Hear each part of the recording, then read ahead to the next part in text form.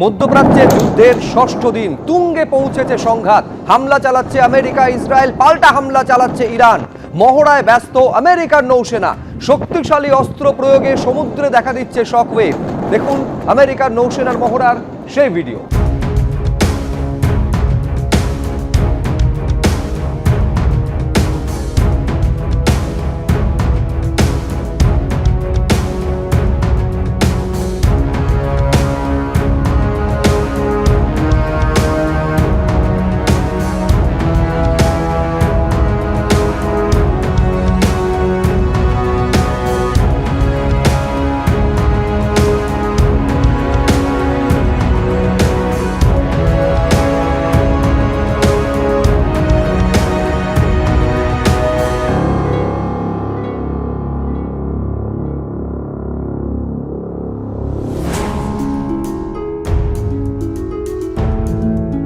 এবার আমেরিকার তেলবাহী জাহাজে হামলা চালালো ইরান। পারস্য উপসাগরের উত্তর ভাগে পাল্টা হামলা চালিয়েছে ইরান। ইরানের যুদ্ধজাহাজ ধ্বংসের পরই আমেরিকার তেলবাহী জাহাজে এবার ইরানের হামলা। আমেরিকার তেলবাহী জাহাজে আগুন লেগেছে ইরানের হামলায়, এমনটা দাবি করা হচ্ছে সে দেশের তরফে। ইরানের তরফে দাবি করা হচ্ছে যে হামলা ইরান চালিয়েছে আমেরিকার তেলবাহী জাহাজ লক্ষ্য করে, এই হামলায় আগুন ধরে গেছে জাহাজে।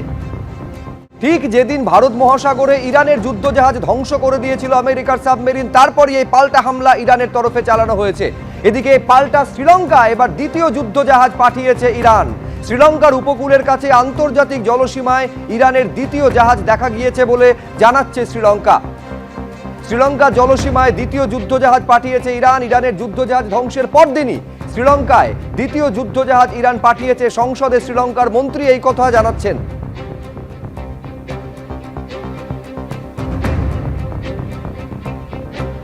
যুদ্ধজাহাজ যে তাদের ধ্বংস করে দেওয়া হয়েছে সে কথা মানলেন ইরানের মন্ত্রী। ইরানের উপকূল থেকে 2000 মাইল দূরে আমেরিকা স্বৈরাচার চালিয়েছে। আক্রমণ ইরানের জাতীয় নৌসেনার অতিথি ফ্রিগেট ডেনার উপরে হামলা। ছিলেন সে সময় 130 জন নাবিক। আন্তর্জাতিক জলসীমার মধ্যে আগাম সতর্কতা না জারি করেই এই হামলা চালানো হয়েছে, এই বলে আক্রমণ শানিয়েছে ইরান। এই হামলার জন্য পস্তাতে হবে আমেরিকাকে, হুঁশিয়ারি ইরানের মন্ত্রী। এবার ডুমসডে মিসাইল নামে নতুন পারমাণবিক অস্ত্র বহনে সক্ষম ক্ষেপণাস্ত্র পরীক্ষা করলো আমেরিকা। ইরানের ওপর চাপ বাড়ালো তারা। আমেরিকার বিমান বাহিনীর গ্লোবাল স্ট্রাইক কমান্ড পরীক্ষা চালালো ডুমসডে মিসাইলের। ঘন্টায় 28,000 কিলোমিটার বেগে উড়ে গিয়ে 6,700 থেকে 13,000 কিলোমিটার দূরত্বে নির্ভুল আঘাত হানতে সক্ষম এই Doomsday missile. This launch, designated GT-255, was scheduled years ago and is not in response to world events. It is a key component of a data-driven program that has been in place for decades, involving over 300 similar tests designed to validate the performance of the weapon system.